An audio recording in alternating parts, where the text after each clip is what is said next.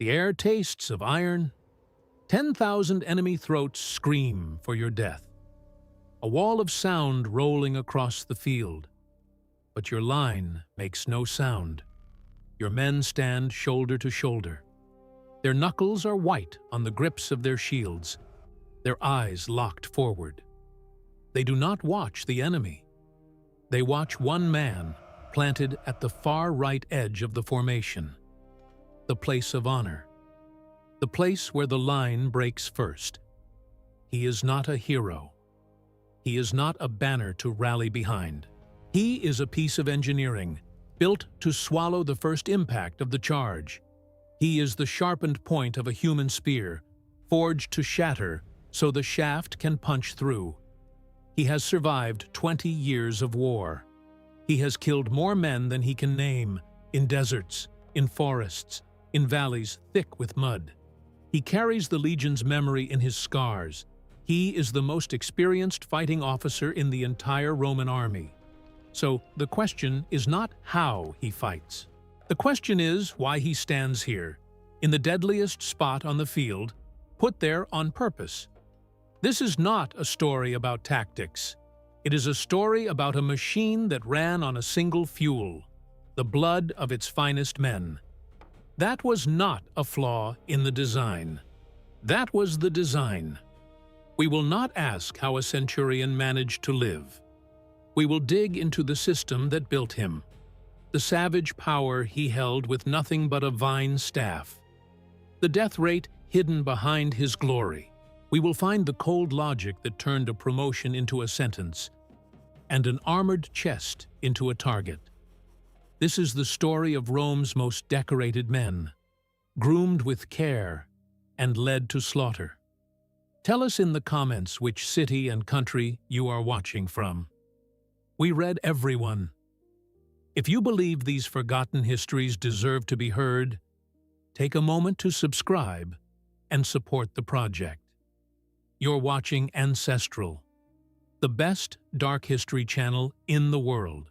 He begins as nothing, a name scratched onto a wax tablet in a recruiting office, a body waiting to be broken.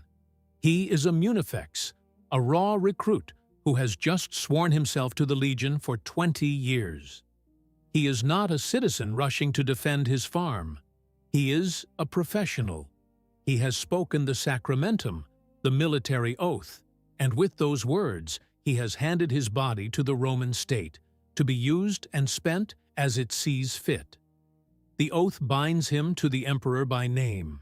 Under Augustus, who fixed the 20-year term in AD 6 and set aside a treasury, the aerarium militare, to pay the men, that oath became a career and a cage at once. The recruiter looked him over first. Vegetius, who copied out the old manuals long after, records what they wanted: broad chest, hard shoulders, a wary eye. They took sunburnt men off the farms over the soft hands of the city, because a man who had swung a scythe all summer already knew how to suffer. He was branded, marked with ink or iron, so he could not slip away and claim he had never enlisted. Then the unmaking begins. The training is not built to make him stronger. It is built to scrape away the boy who grew wheat, or the man who laid bricks, and leave a part in a machine of iron and flesh. He marches 20 Roman miles in 5 hours under the summer sun, then 30 at the faster step, with 60 pounds strapped to his back. The straps saw into his shoulders until they bleed. He digs ditches into frozen earth and raises timber walls while training arrows hiss overhead, learning to throw up a fortress in the span of an afternoon. He drills against a wooden post, the pilus, driven into the ground of the training field. His practice sword is wood. His shield is woven wicker. Both weigh twice what the real ones do. He stabs at that post 10,000 times, aiming for the throat, the groin, the gap under the arm. Vegetius says the recruits who trained on the post fought better than those who did not, because the enemy who takes a point in the belly dies. while the man who slashes wastes his strength on the air. So when a real gladius finally lands in his palm, it feels like nothing at all. That is the point. This was never about muscle. It was about carving out every last shred of his own will. He learns something fast. The enemy is not the painted man screaming across the river. The thing most likely to kill him stands at his elbow, wearing his own colors. He learns it the first time a man in his century falls asleep on watch. Rome does not lock up cowards. Rome has something more efficient. They call it the fustuarium. Polybius, a Greek who marched with the legions in the 2nd century BC and watched them win, wrote it down in cold detail. The condemned man is dragged before the whole legion. The tribune takes a cudgel and touches him with it. Barely a tap. That touch is the sentence. Then the man's own comrades, the same men who passed him a wineskin the night before, come at him with clubs and stones. They beat him. They keep beating him. Polybius adds the second cruelty. Even if the man somehow crawled out alive, he could never go home. His own town would not take back a soldier the legion had condemned. He was dead either way. And when a whole unit failed, Rome had a punishment for the group. Decimation. The cohort drew lots. 1 man in 10 was pulled out and clubbed to death by the other 9. Crassus revived it in 71 BC against the men who had fled Spartacus, killing hundreds of his own soldiers in front of the rest. Suetonius records that even Augustus reached for it, and that he sometimes fed disgraced units on barley instead of wheat, the ration given to animals. The message under all of it was the same. The legion is a single living body. It will tear out any part of itself that threatens the whole. Survival here has almost nothing to do with skill in a fight. It has everything to do with being a flawless component, never breaking rank, never drawing the eye. The enemy is far away and abstract. Your brothers are right here, and they will kill you the moment you slip. Out of this crowd of frightened, obedient men, a handful get pulled forward, not for courage, for coldness, for being reliable the way a hinge is reliable. The first rung on the ladder is the rank of optio, and it is a curse dressed as a reward. The optio stands at the very back of the century, behind the last row of soldiers. His name comes from optare, to choose, because the centurion picked him by hand. He does not face the enemy. He faces his own men. In his fist, he grips a long pole, the haystyle, capped with a metal knob. When the line starts to bend, when the screaming of gutted men becomes too much, when every nerve in a soldier's body shrieks at him to turn and run, the optio is there. He drives the wavering man back into the grinder. He uses the pole to dress the line, to plug the holes where the dead used to stand. He is the reason the wall of shields holds when everything says it should break. And from that position at the rear, he absorbs the one truth that rules Roman war. The line is everything. 1 man is nothing. 100 men are nothing. Only the formation matters, and any pile of bodies is a fair price to keep it whole. He carries that truth with him for the rest of his life. It will not be a long one. He would have known the shape of that line by heart. The contubernium, 8 men who shared a leather tent, a mule, and a cooking pot. 10 of those tent groups made a century of 80. 6 centuries made a cohort. 10 cohorts made a legion, near 5,000 men. The first cohort was double-sized and held the best of them. And at the front of that first cohort, on the right, stood the man every recruit both dreaded and dreamed of becoming. If our Munifex outlives his years as an optio, if he proves he has the stomach for this grim work, He may be handed the final promotion. He may be made a centurion, and when he is, they do not give him a medal. They give him a stick. It is a length of vine wood, about 3 feet long. They call it the vites. It is his badge of office, and it is an instrument of terror. With it, he can beat any man under his command, for any offense, real or invented. His power runs as far as the pain he can hand out. Cassius Dio records where that power could lead. In AD 14, the year Augustus died, the legions on the Rhine and along the Danube broke into mutiny. The men in Pannonia had been kept past their terms, cheated of their pay, and beaten raw. There was a centurion among them named Lucilius. His soldiers had a nickname for him, Cedo Alteram. It means, "Give me another." He broke his vine staff so often across their backs and skulls that when the wood splintered, he would bellow for a fresh one so the beating could go on. When the mutiny broke, Tacitus tells us, the men hunted him down and killed him. The stick had come back on its owner. The mutiny nearly took the empire with it. Tacitus describes soldiers dragging their centurions out at night, 60 lashes each, one for every centurion in the legion, then flinging the broken bodies over the rampart or into the river. Augustus was barely cold. His stepson Tiberius held the throne by a thread. And on the Rhine, the legions offered to march on Rome and make Germanicus emperor in his place. Germanicus refused, drew his own sword, and threatened to fall on it rather than betray Tiberius, the line held by the width of one man's nerve. Tacitus, writing decades later under Trajan and Hadrian, understood what that stick meant. It was not ceremony. It was the daily engine of discipline. A centurion who could not make his century fear him could not make it hold. And a century that would not hold got its men killed. So the cruelty was, in the cold arithmetic of the legion, a form of mercy. The men Lucilius beat mostly lived.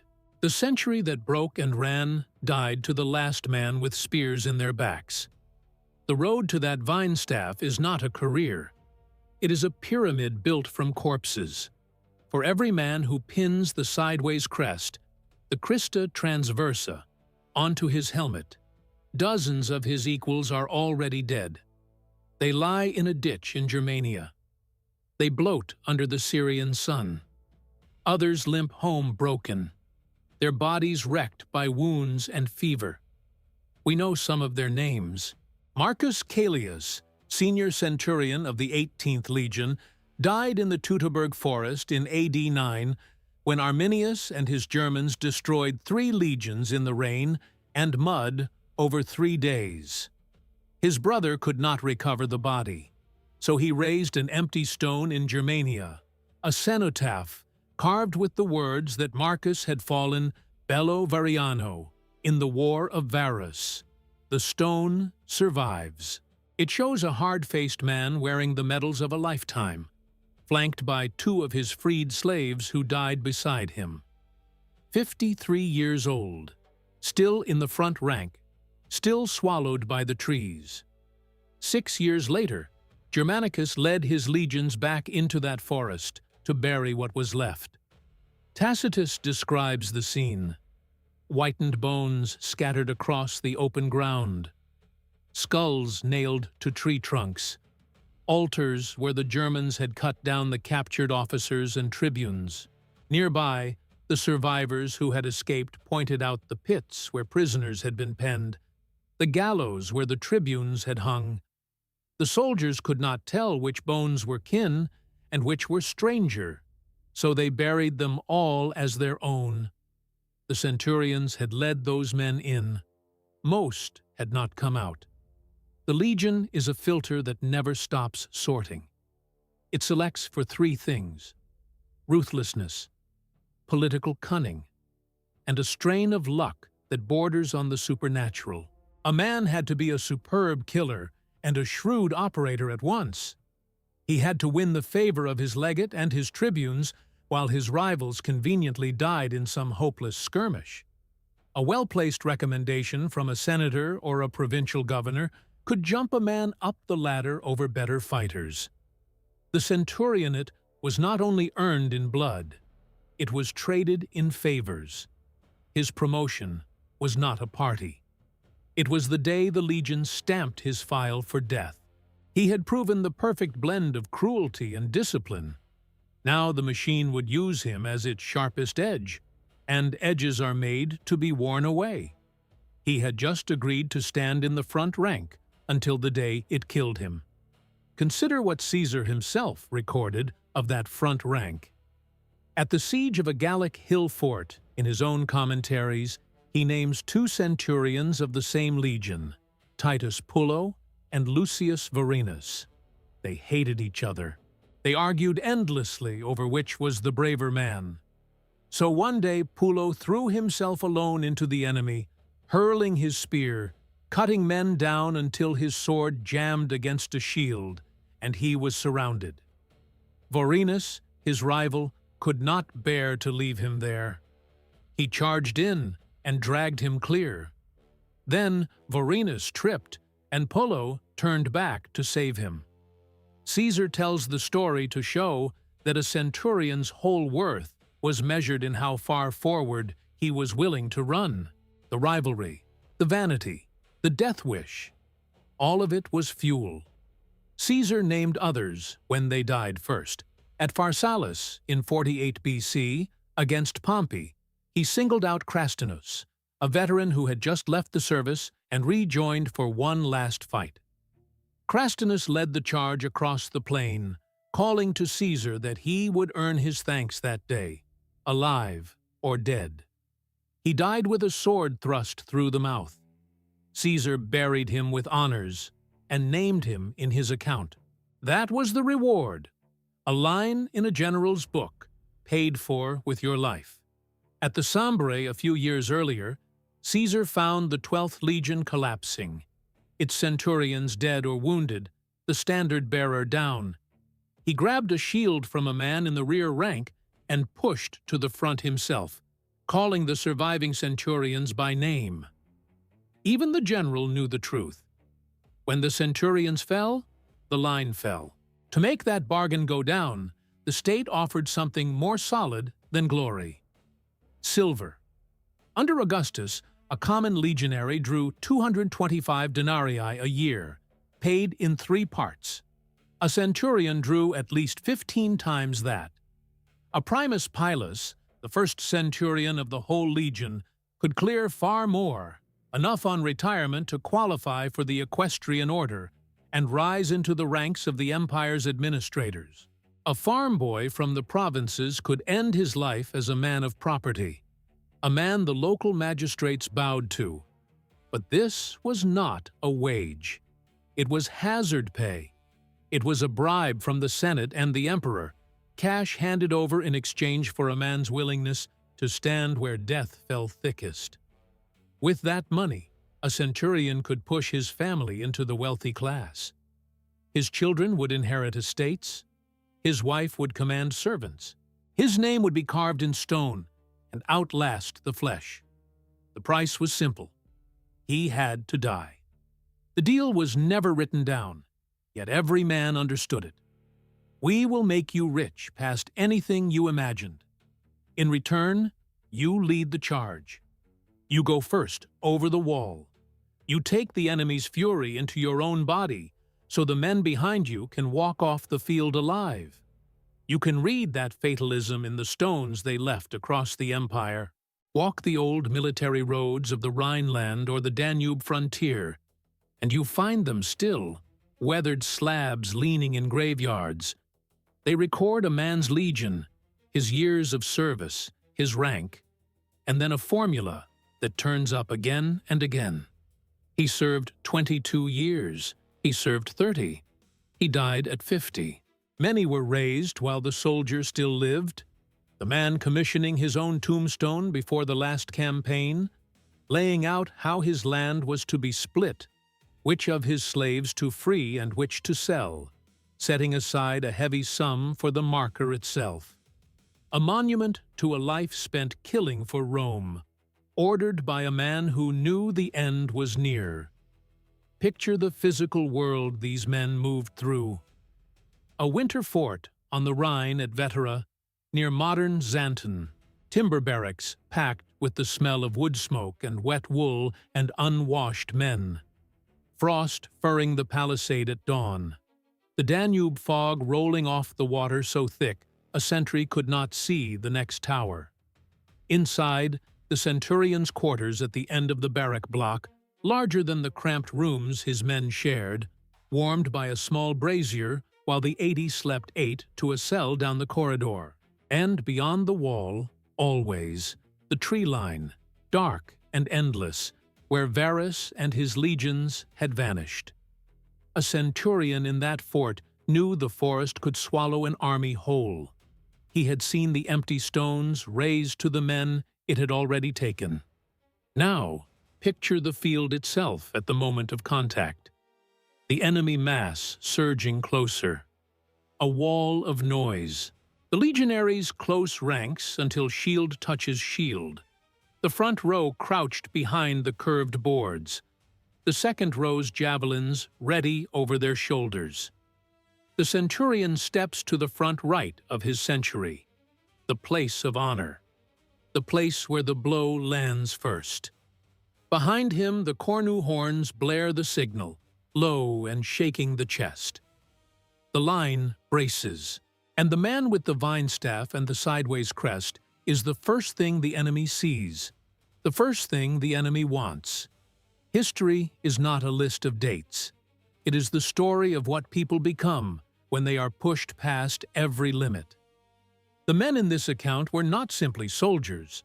They were the product of a system that built an elite and then fed it into the fire.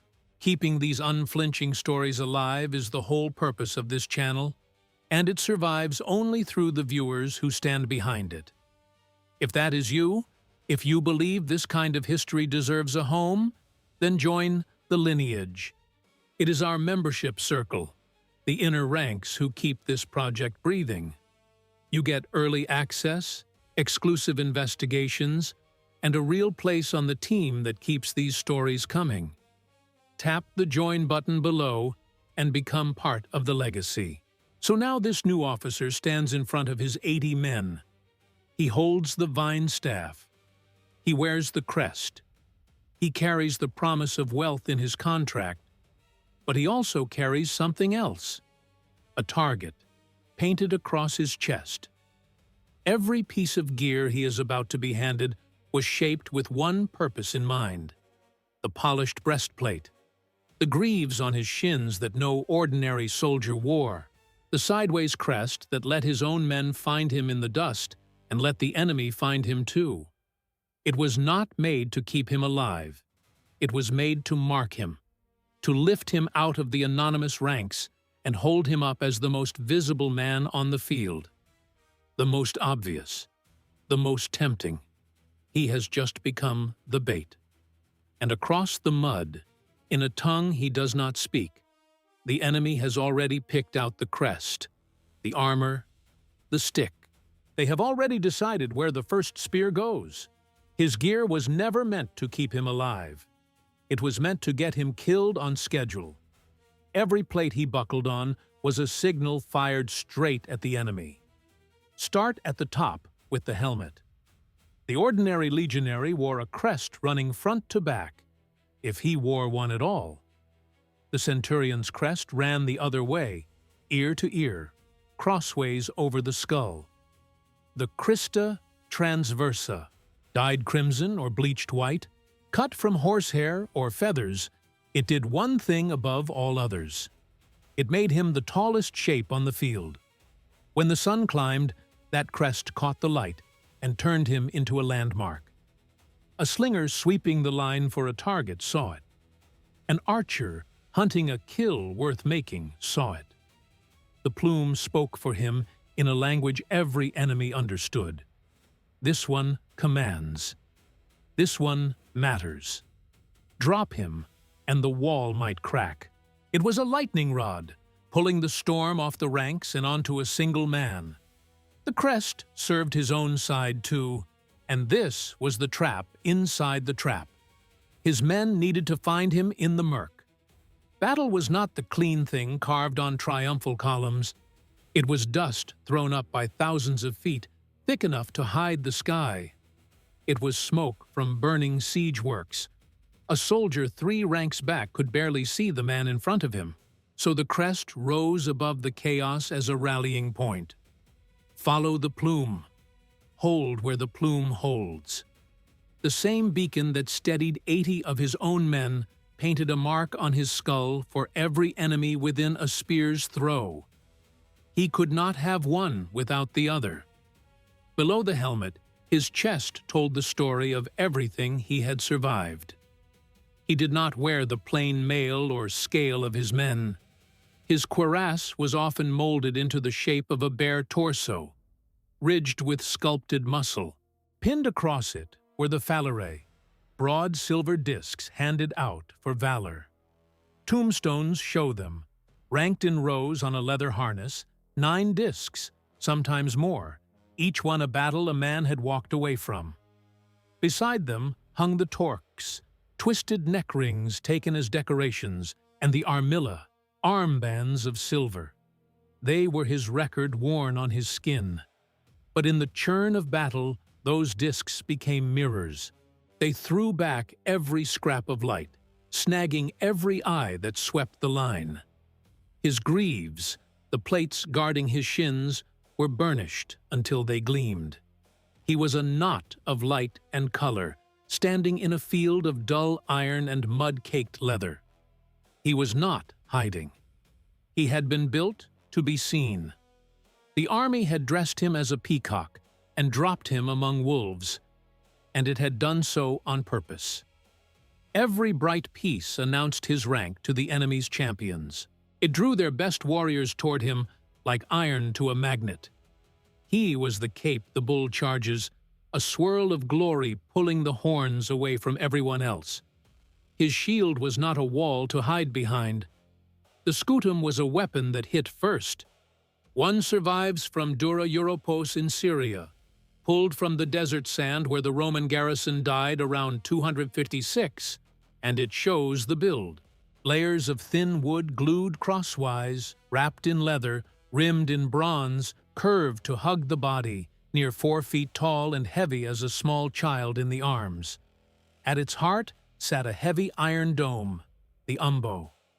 The manuals are blunt about how the fight opened, not with the sword, with the shield. The centurion did not stand and wait for the blow. He drove forward, and the first thing to land was that iron boss, punched straight into a man's face. Teeth shattered. The bridge of the nose caved. Pain and confusion tore through the skull, and for one blinded second, the enemy could not see for the blood in his eyes. That second was the whole point. That second was when the sword did its work. The shield was a battering ram for opening a door in another man's body. None of this was theory. It was the daily shape of combat at the front, and the Romans wrote down the proof. At Dyrrhachium in 48 BC, during the war between Caesar and Pompey, a centurion named Cassius Sceva held a redoubt on the Adriatic coast under a rain of missiles. Pompey's men had the high ground and the numbers, and they poured fire into his position for hours. When the fighting broke off, Sceva was still on his feet. His helmet was punched through. One eye was gone, a javelin through the socket. His thigh and shoulder carried wounds, and his shield, when they carried it to Caesar, held 120 holes. 120. Caesar promoted him to primus pilus, the first spear of the legion, and paid him 200,000 sesterces from his own purse.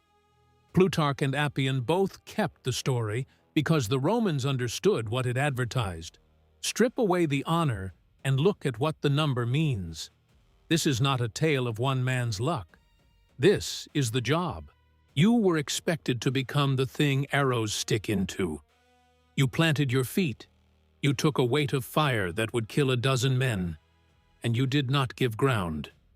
Your body was an extension of the legion's will, an obstacle, a sacrifice, and its ruin was already written into the plan. Caesar had watched it before, at the Sambre against the Nervii in 57 BC. He names the centurions of the 12th Legion by their wounds, every one of the front rankers cut down or bleeding. The chief centurion, Sextius Baculus, so torn open he could not stand. The line wavering, the men bunching, shields overlapping so tightly they could not swing. Caesar seized a shield from a soldier in the rear and shoved to the front himself, calling the surviving centurions by name to steady them. He records this to praise their courage. Read it again, and it says something colder. When the centurions dropped, the whole legion nearly went with them. That was how much weight rode on the men in the crests. Baculus turns up again in Caesar's account, years later, and sicker. Wounded, feverish, unable to eat for days, he heard the alarm when Germans stormed a camp gate. He rose from his bed unarmed, grabbed weapons from the men around him, and jammed himself into the gateway until his body gave out, and they carried him back by the arms. A man half dead still could not stop being the thing he had been trained into. That was the mark the system left. It did not switch off. The sword in his right hand was no dueling blade. The gladius was a tool for butchery, short, rarely more than 2 feet, with a broad leaf-shaped edge built for one motion. The thrust. Vegetius, writing near the end of the 4th century AD, laid out the cold reasoning. A slash, a chisim, cuts muscle and skin and looks fearsome, but a man can live through it. Worse, to swing wide he had to lift his arm and open his own ribs. A thrust, a punctum, sunk just 2 inches, kills. It opens the organs. It floods the body with blood from the inside. A man run through the gut dies, though it may take him half a day to do it. So the centurion was trained never to swing. He stabbed.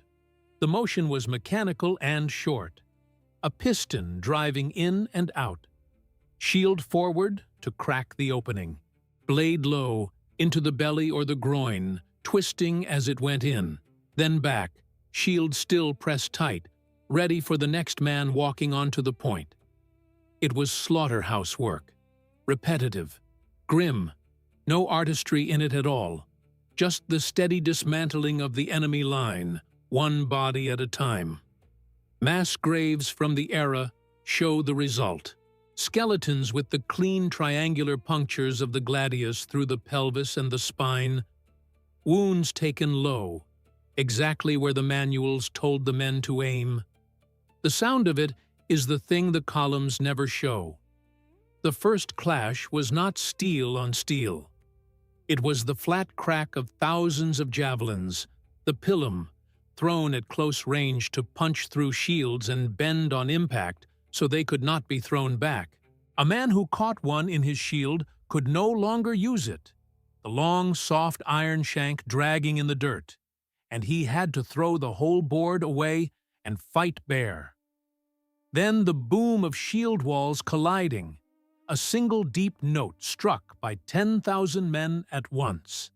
After that, the grinding. Men packed too close to fall even when killed, the dying held upright by the press. Screaming. The wet work of the short blades between the shields, and under all of it, the low blare of the cornu, the curved brass horn, carrying the orders no human voice could reach. The Romans had a name for the moment when this order held perfectly. The testudo, the tortoise, when the front rank locked shields ahead, and the ranks behind raised theirs overhead, and arrows and stones rang off the roof like hail on a tiled floor. Cassius Dio describes it against the Parthians, the formation crawling forward under a shell so tight a man could walk across the top.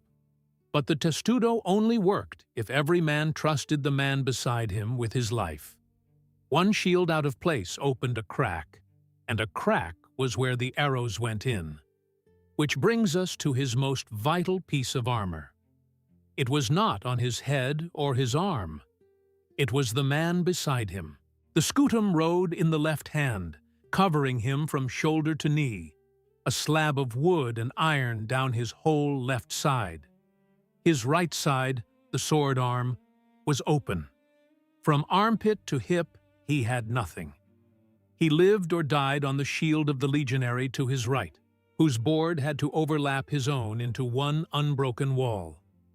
That was the buried genius of the formation. It chained every man to the survival of his neighbor. Let your shield drop for a breath, and a spear slid into the ribs of the man on your left. He died for your lapse. So no soldier was only fighting the enemy in front of him. He was guarding the man to his left. He was that man's armor. The centurion held the pin, the whole thing turned on. Standing on the far right of the line, he had no one to his own right. Nobody's shield covered his sword arm. His life rode entirely on his own speed and on the men locked to his left. He was the anchor the wall unrolled from. And to hold that anchor steady, the legion crushed him under a weight no ordinary man could carry. He was not allowed to turn his head. He could not glance back to see whether his century held. He had to trust the optio at the rear to crack the skulls and dress the ranks. His eyes stayed forward, always forward. He was the engine of the whole advance, the thing that drove the century into the enemy. He had to wear a calm he could not feel, because fear was contagious down a battle line. One flicker of it in his face could run man to man like fire through dry grass. If he gave half a step, the man beside him might give a full one. A gap opens, the wall folds, and 80 men dissolve into a screaming crowd to be cut down at leisure. The lives of his men, the shape of the battle, the name of the legion, all of it hung on his ability to stare into a charging mass and never blink. We can measure that stare in one recorded scene.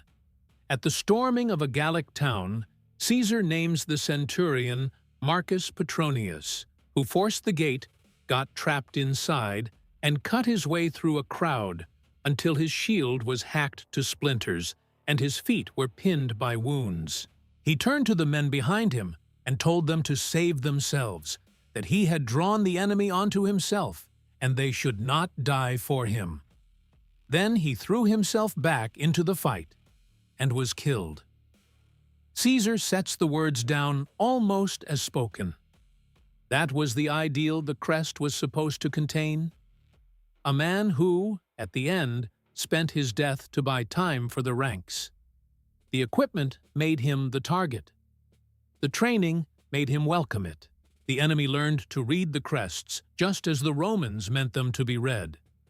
At Caro in 53 BC, the Parthians ringed the legions of Crassus in the open desert and shot them apart from horseback. And when the eagle-bearers and officers fell, the whole force came undone. Crassus himself, a triumvir of Rome, one of the 3 richest and most powerful men alive, died in the sand with 20,000 of his soldiers. The Parthians are said to have poured molten gold down his throat in mockery of his greed. The lesson was plain. Kill the men who hold the line together, and the line stops being an army. Every crest and every disc was a map showing exactly where to aim. The empire watched these men closely, because the empire had learned to fear them. Centurions were the ones who could turn an army from a weapon into a mob. In the mutiny on the Rhine in AD 14, the legions killed their centurions first, 60 lashes a man, then the river. In AD 69, the year 4 men claimed the throne, it was the centurions and the ranks beneath them who made and unmade emperors in a matter of months.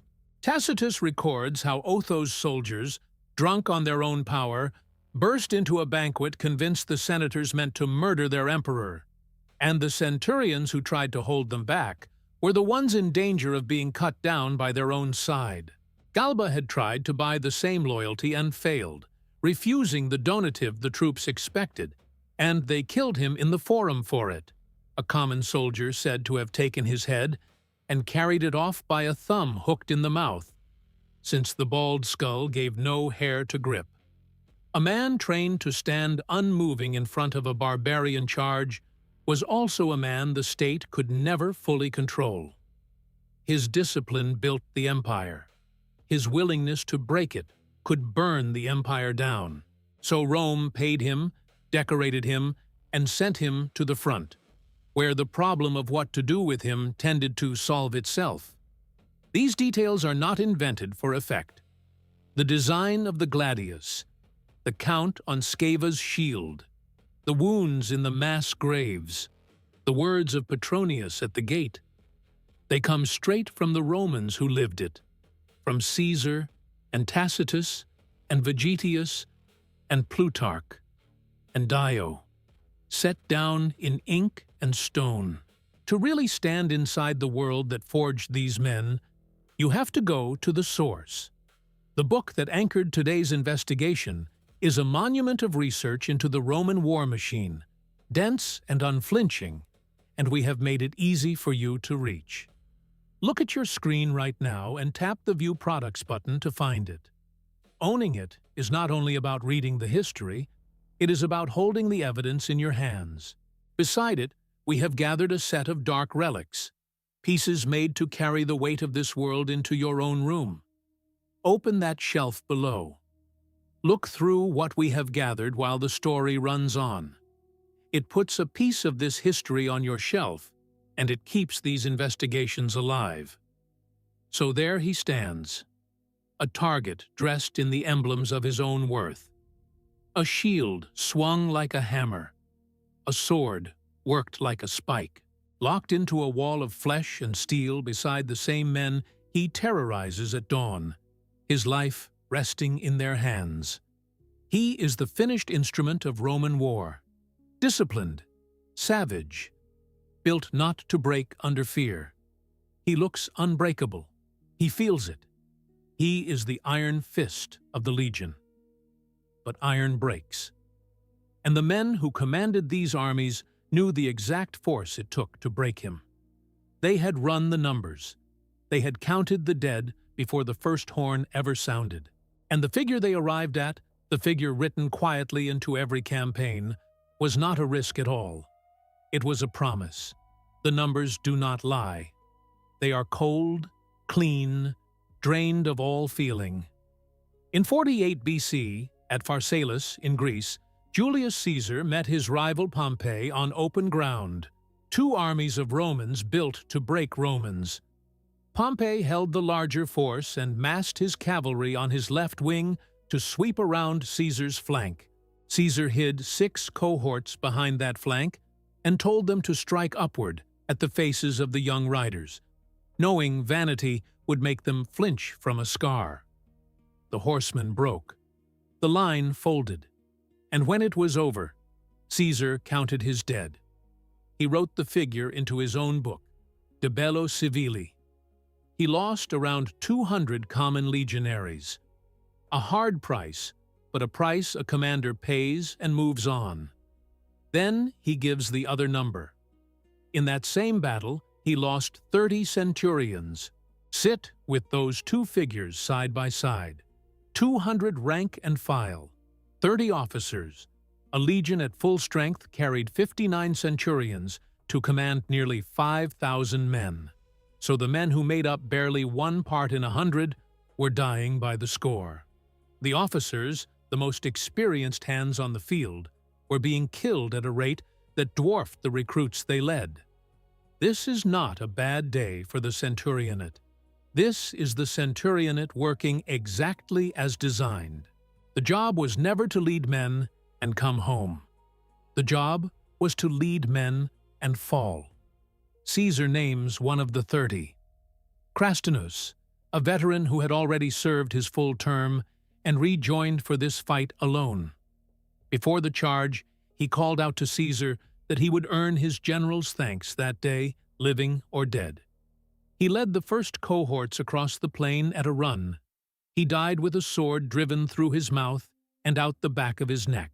Caesar buried him apart from the mass graves and gave him honors. Plutarch tells the same story and adds that Caesar, walking the field afterward and looking at the enemy dead, all Romans like himself, said quietly that they had wanted it this way. That was the reward for the man who ran first. A separate grave, a line in a book, and a general's grief that came too late to matter. That is the philosophy buried at the core of the Roman war machine. The expendable elite. A modern army guards its officers. It treats their experience as something to be hoarded and sheltered, and it keeps them back from the killing edge where it can.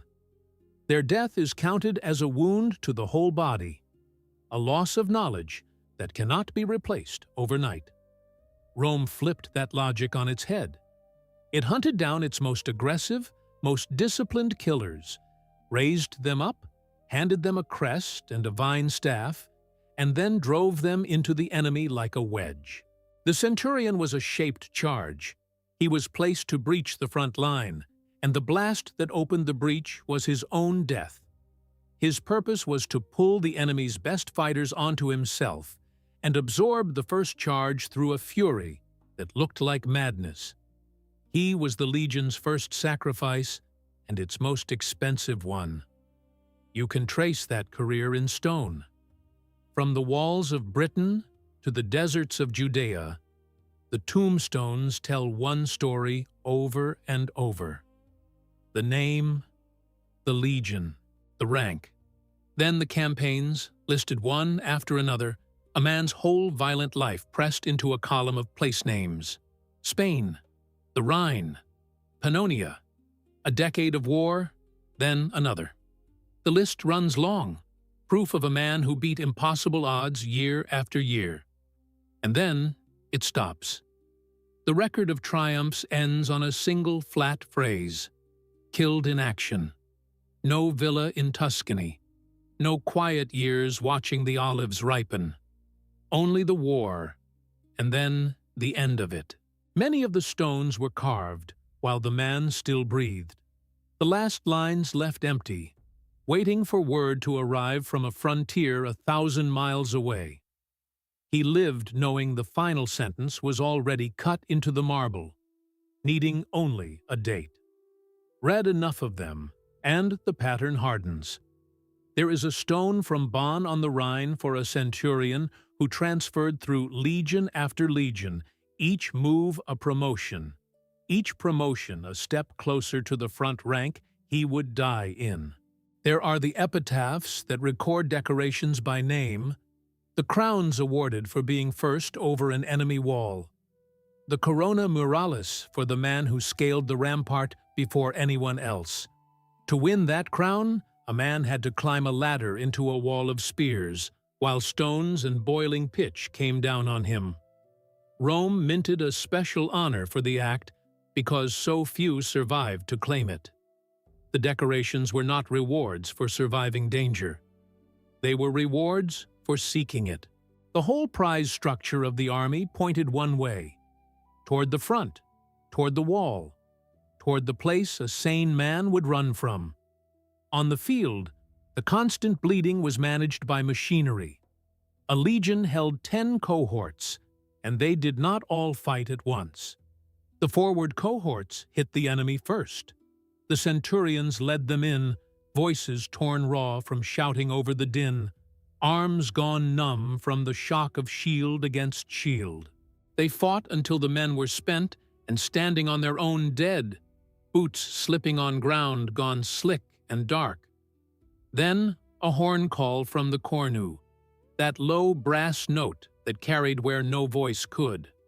The front line peeled back through lanes left open in the ranks behind, and a fresh cohort stepped up into the gap with rested arms and clean blades. This gets described as resting the men. It was something colder than rest. It was a way to keep the grinder turning without pause, to press the enemy for hours with wave after wave, while their own line never got a breath. Vegetius understood the arithmetic of it. An enemy who fought without relief tired, and a tired man drops his shield an inch, and an inch is a death.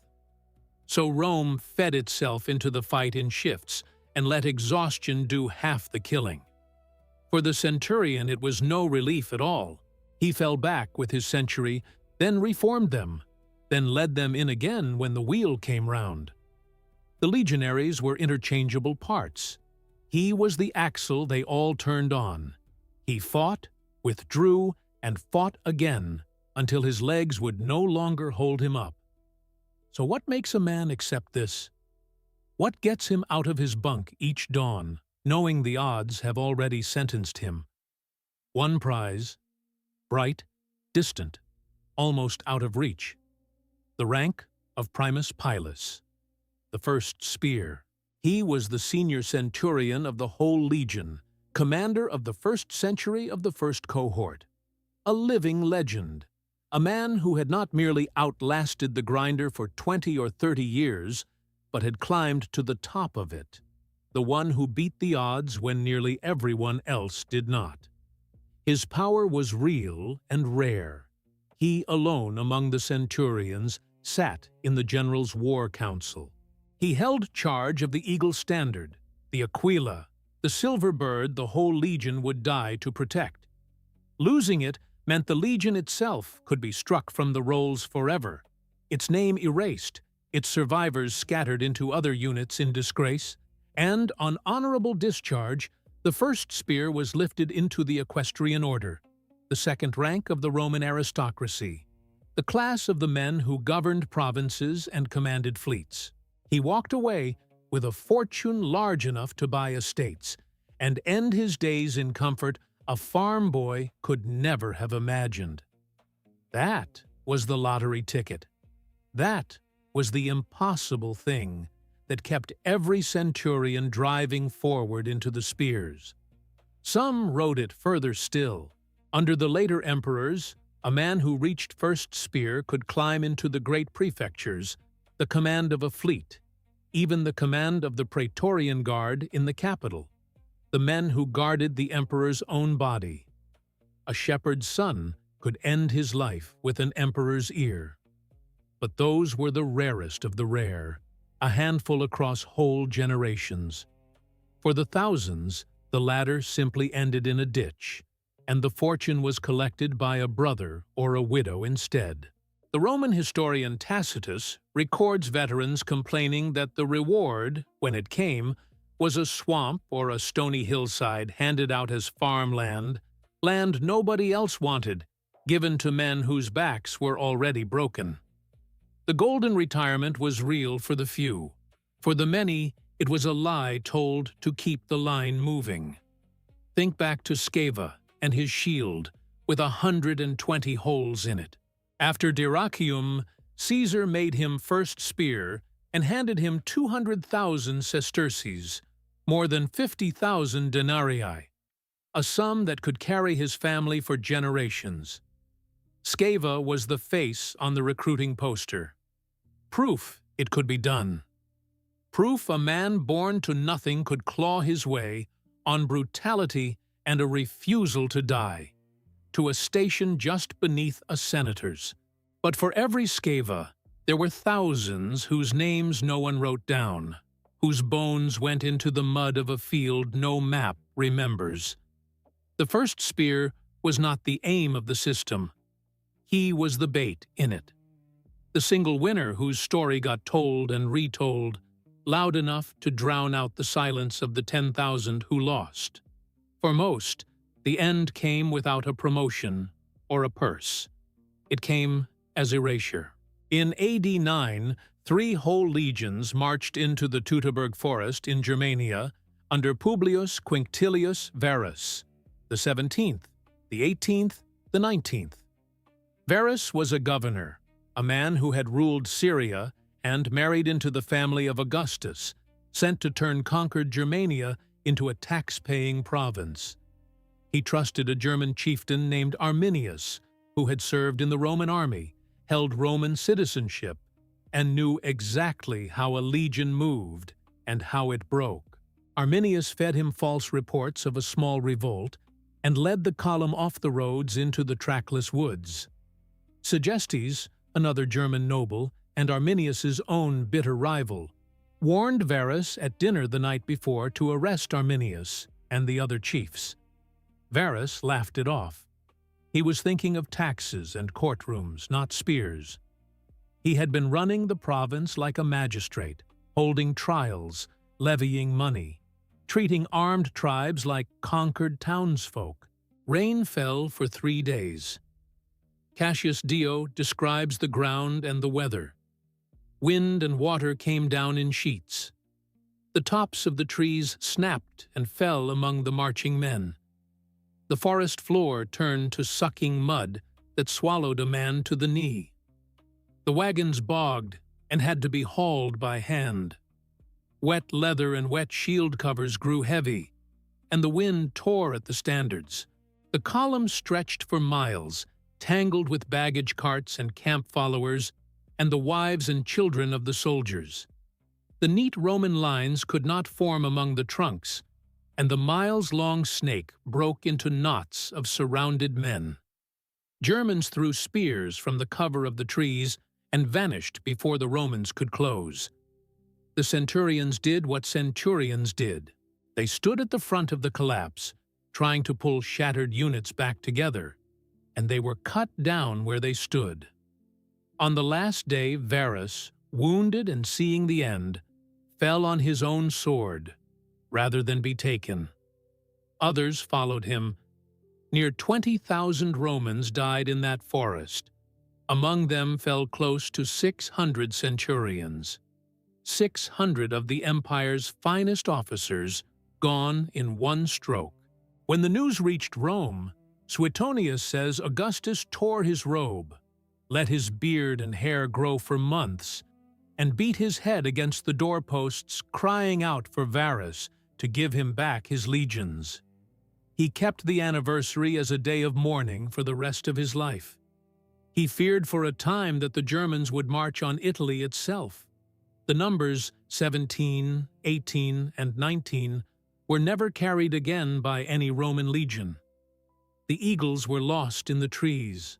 2 of the 3 were only recovered years later, dug out of the ground where the Germans had buried them as trophies, and the last was not returned in Augustus's lifetime at all. Germanicus led the men who came back to that place in AD 15. Tacitus set down what they saw, and it is one of the coldest passages the Romans ever left us. Whitened bones lay scattered where men had fled and where they had made their stand, thicker in the spots where the fighting had held longest. Broken weapons and the bones of horses lay among them. Skulls were nailed to the tree trunks. In the sacred groves stood the altars where the Germans had cut the throats of the captured tribunes and senior centurions.